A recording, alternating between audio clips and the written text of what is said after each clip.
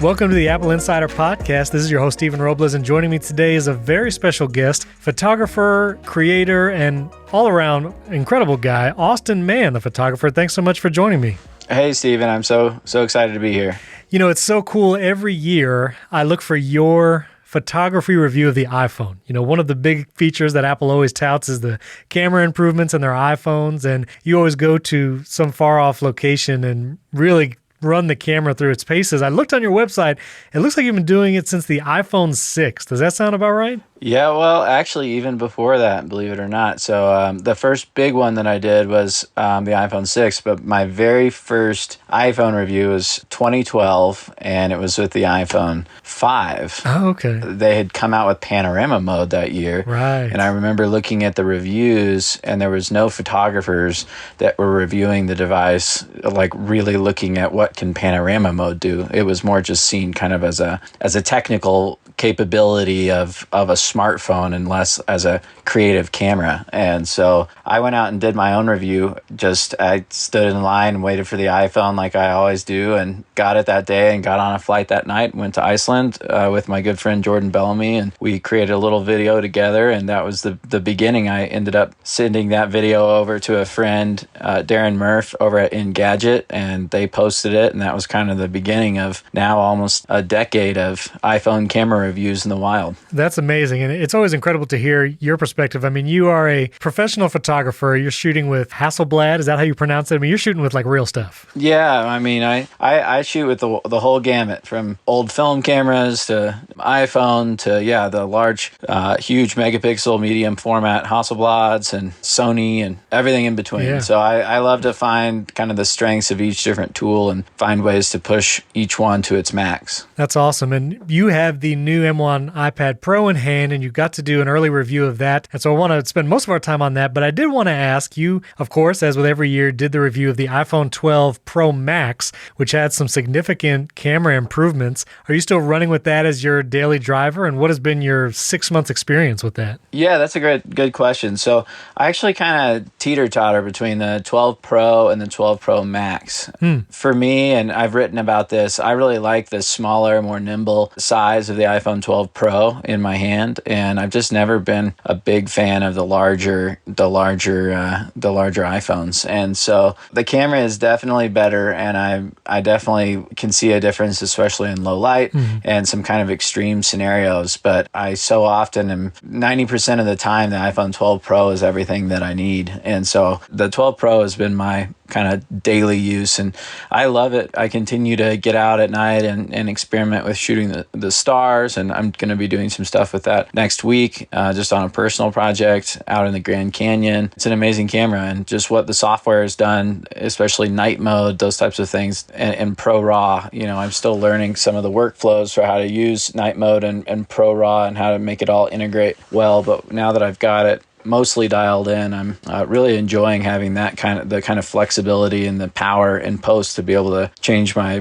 white balance and just have a lot more control over the image file as a Pro RAW versus a compressed image file. So going to your mobile setup, obviously you are a travel photographer, you go all over the world. And so what was your system pre-M1 iPad Pro? Did you actually travel with an iPad Pro, or were you a MacBook Pro guy? Like, what was your mobile workflow pre-M1 iPad Pro? At the core of my mobile creative workflow has always been the MacBook Pro. I've used a Mac since I bought my first one as a 13-year-old in 1998, the very first iMac. As soon as it was time to go mobile, you know, it wasn't too many years after the iMac that I started moving around a lot more and switched over to the titanium PowerBooks, and those were sweet and still good memories. I had the 12-inch PowerBook, which is still one of my favorites. Yes, that was my first one, the G4. Oh, such a good machine, such a great form factor. Yes. So yeah, I've always had a laptop at the center. a MacBook Pro at the center of my workflow. And, it still is at the center of my workflow. I've got the 16-inch MacBook Pro. It's got 8 terabytes of internal storage. And I mean, it's just fully spec'd on RAM. And it's just crazy how powerful this thing is. And I still rely on it for a lot of my kind of core digital workflow stuff. But the iPad over the years has really begun to become a lot more critical for me as a mobile creative professional and how I use it. The iPad has some superpowers that nothing else does. Things like the pencil and just some of the other technologies, the pinch to zoom and to inspect an image really quickly and different things like that. It's got some unique technology packed into its hardware and software. And I've found, especially over these last 2 or 3 years, that I've begun to rely on it quite a bit more. It's just in general, if you're out in the elements, it's just really well tailored to, a little bit of moisture is going to be okay. And the keyboard is more sealed and the device in general is more sealed and dust and all that type of stuff. And, I may throw my, bag in the back of a Land Cruiser that's bouncing down a dusty road in Africa. And I can't even count the number of times that I've, had to open up my laptop and blow out the fans from all the dust that gathered inside of them, and while in a hut in the middle of nowhere trying to get everything going. Wow. And because it's so hot or whatever. So all that to say, there's some really unique powers that the iPad has, from its weather sealing to a super bright screen that can be viewed outdoors. I really enjoy what the iPad Pro platform does for sharing images. I mentioned this in my write-up. I really love the process of capturing and kind of conquering a photograph, coming up with a vision and then figuring out how to technically achieve it. And for me, that's really satisfying. And to be honest, I don't share my work maybe as much as I should. My wife has always given me a hard time about letting a lot of the work I'm most proud of just kind of stay idle on my hard drives or on people's walls that collect my work, but not getting it out online or even around me. And the iPad is a tool that really fosters sharing. It makes it really easy and natural to share an image and to have a conversation about it. And so I like to pop it off out of its case and the keyboard and all that, and then just kind of go full screen. And it's easy and intuitive for anybody to take it in their hand and start enjoying the work and zoom in on it and pass it along and talk about it. And that's another thing I really appreciate the iPad for. And so I always find myself using it for things like that. And as I wrote in my most recent post, it is actually the fastest setup I've ever used for sorting and culling through images. And it's just zero lag, even with other software that has image preview feature, where smart previews and things like that. This didn't even take any time to render smart previews. It's just as soon as I import the images, I was just flying through them. So yeah, it's a powerful tool, and I'm editing more on it now than ever. Yeah, that's what I was going to ask you about, the speed, because the M1 is the biggest difference, and the display, which we'll talk about in a second. But on this newest version of the iPad Pro, there'll be a link to Austin's review of the M1 iPad Pro in the show notes so listeners can view it there. But you said it was the fastest tool you've ever used for culling and sorting images. And so how did it feel compared to previous versions of iPad Pro you used and your 16-inch spec'd out MacBook Pro? Is it that much different? Speaking to any photographer, every photographer knows one of the key parts of your digital workflow is you ingest your images, you import them from your SD card or CF card or CFast or whatever mobile media your camera writes to, and then you kind of make your selections, and sometimes you're going through 1,000 or more images that you're trying to choose your favorites and all that stuff. And that process can be really time consuming. And for me, I always like it when I'm the limitation, not my gear. So if I'm trying to go through and I want to look at a bunch of images real quickly and my computer is kind of lagging, and when I hit the arrow key, it takes a second to show me the next image. For whatever reason, that drives me nuts. I just want my gear to be able to keep up with me as fast as I need to go. Yeah. And so I'm always really happy when my gear outperforms what my brain can do. Sure. Yeah, I mean, I think sitting down and being able to fly through at exactly the pace that I want to, whether it's slowly or super fast, is just super nice. And quickly and kind of intuitively be able to zoom in and check focus just by pinching on the screen. And then, in Lightroom CC, just be able to quickly make some selective adjustments using the Apple Pencil is super nice and really precise. And honestly, it's a very different way of interacting with photographs and interacting with work. And I don't think better or worse than any other platform, but definitely different. And what comes out of the photographs that I create when I'm editing with my iPad are definitely different than a final photograph I would edit on the Mac. I'm going to be a lot more likely to use the pencil, which means I'm just going to play around a little bit with that and maybe, draw some, brighten some areas and darken some areas with the pencil, or just do different things selectively with the pencil that I might not even think of doing, or, gestures that I might not make with a mouse, I might make with my pencil. And I always feel like there's a different feel to the work that I edit on my iPad. Interesting. So you actually have Apple's 6K Pro Display XDR that you could pair with a Mac Pro and now some of the other M1 Macs. And so compared to that big Pro Display XDR, how does the new M1 iPad Pro's Liquid Retina XDR screen compare with that big screen? I think in your review you said you actually think it has a more pop in both saturation and contrast. You've been looking at that Pro Display XDR for a while. Now that you have that iPad in your hand, how does it feel different? The Pro Display XDR is just stunning. It's 32 inches wide. It's got the nano-etched textured glass surface, which for me, like, I'm a huge fan of matte or anti-glare. I don't like editing on shiny, glossy screens. I just, as long as the PowerBooks allowed me to order a matte screen, I always did. Right. I don't like seeing my face in my photos, So the Pro Display XDR is just absolutely stunning. It's huge. It's non-glossy, anti-glare. Right. And that's the biggest kind of obvious differences. But then in terms of color rendering and brightness, they're both really, really bright. I did do some kind of comparisons side by side. I didn't lug the giant 32-inch display out into the sun, but sure, indoors they look roughly about the same brightness. Maybe the iPad is a little brighter. It's kind of hard to tell. And then, it's got probably a little bit more general pop and punch in the contrast and the saturation, which, frankly, for editing and as a professional photographer that's printing and I really care about color accuracy, I would rather it be a little bit more neutral. But if I was watching a feature-length film or something like that, maybe having a little bit more pop would be nice. And I think that my assumption would be that the iPad is a little bit more tailored, while still a fantastic display. It may be a little bit more tailored towards more all-around usages and consuming feature-length films and things like that. But I found the colors to be very similar on both of the displays, both very color accurate and just a joy.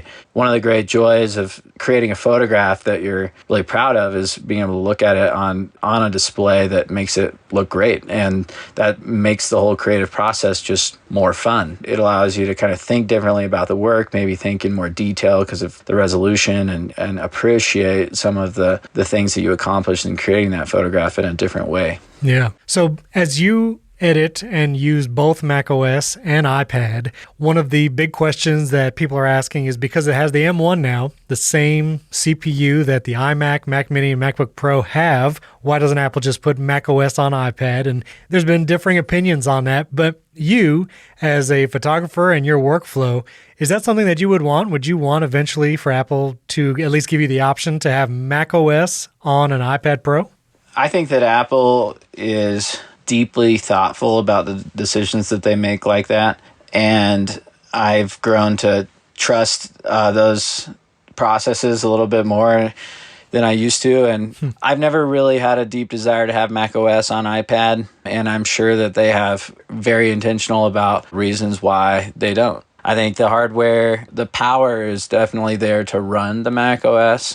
From the surface. It sure feels like it. And now that they're sharing a chip, it feels like it even more. But I have a hard time if I really start thinking about the logistics of how that would even work and what the UI UX would look like and some of the other things. I think that there's a place for both iPad OS and Mac OS in the world. So some of the things that you had put in your wants section as you review the M1 iPad, it has a Thunderbolt 3 port now, and you can use USB 4/Thunderbolt 3 with the iPad with various docks and such. But you said, as many creators would love, is an SD card reader. I think we would like it back on the Mac. Yeah, right. And then also on the iPad Pro, although I'm hard-pressed to imagine an iPad Pro with an SD card reader. But me too. yeah, unfortunately. But how was your experience using like dongles or docks, or how do you get your SD card stuff onto that new M1 iPad Pro? Yeah, so I mean, that's one thing that has really improved significantly in the last few years. The last iPad Pro review that I did, I think was that 3 years ago? Maybe 2018. I was in Iceland. Probably the 2018, yeah. It was a lot more difficult I don't even think I could plug in a USB-C hard drive at the time. Right. I actually can't remember exactly, but... You couldn't when it first came out, and then the iPad OS that came out at WWDC right after that added the feature. Gotcha. Okay, that sounds right. So yeah, that's a huge deal to be able to plug in external USB-C storage, just any reader, and we've come a long way. So the way that my workflow is on iPad Pro, when I'm using the iPad Pro at the center of my digital workflow, I'll go out and shoot on whatever camera, whether it's a Sony or a Hasselblad or whatever, and then I have a USB-C reader, and in this case I shot a lot on the Sony, so I have a pro grade dual SD card reader that is a USB-C, and it's super fast, and so I'll plug that into my iPad. I'll dump the files into using the Files app on iPad, and I do that because I want to easily back up all my data to a second drive. For me, on a daily basis, I dump my cards and then I back them all up in a second spot, and then I keep that drive in my pocket or wherever I am, separate from my Mac or from my iPad. And so yeah, I'll dump them all in there, and then I'll import into Lightroom from Files. That's kind of the process. Ideally, like when I use my MacBook Pro, I will plug in my card reader and an external drive at the same time, or two external drives, and then and I mirror those two external drives, drive A and drive B, and I'll just dump everything onto A and then get a redundant copy on B, and then I clear all my cards. And that's my usual process. And that's one of the things I wrote about, is there's definitely some hoops to jump through if you are as insane about your data as I am. I go through kind of some extra special measures to make sure that my images get home in good shape, and so that's what my process looks like. Did you try a Thunderbolt 3 specifically dock to see if you could do an SD card and hard drive at the same time? The problem with my Thunderbolt 3 dock is that it only has one USB slot on it, and Gotcha. I actually had a really hard time, maybe you can help me with this, but I had a really hard time finding any device that's not powered that has more than one USB-C port on it. That's the unfortunate part, because I've been perusing Thunderbolt 3 docks as I get ready for the M1 iPad Pro I have coming soon. Yeah. And they have, there's the OWC Thunderbolt dock, there's the CalDigit, but they are all powered. There's no like bus-powered Thunderbolt 3 hub or dock. Once you go to those non-powered versions, it's all just USB-C, not Thunderbolt, and then you're limited on the connectivity there. Yeah. So, yeah, the only way to do, I think, that double duty is if you have a Thunderbolt 3 powered dock, unfortunately. Yeah, well, it's, like one of the iPad's greatest strengths is its mobility, and I'm all about playing to my gear's strengths, so I wouldn't even consider a powered dock. Right. I'm just not gonna. But actually, while we're doing this, I'm really curious. I just plugged in my hyperdrive little dock. Yep. And I put an SD card in it, and now I just plugged in my SSD, my 2 terabyte SSD, and I'm just gonna while we talk here, I'm just gonna see if they both work. This is a live experiment.